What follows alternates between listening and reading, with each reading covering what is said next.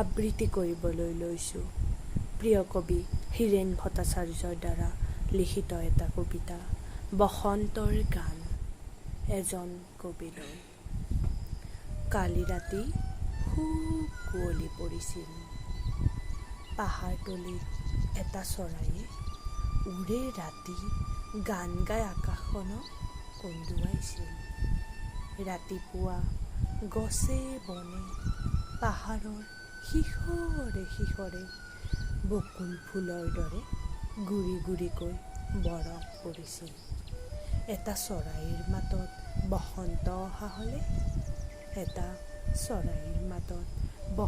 অহা হ'লে তাৰ লাহি ডেউকাই কুঁৱলী আঁতৰাব পৰা হ'লে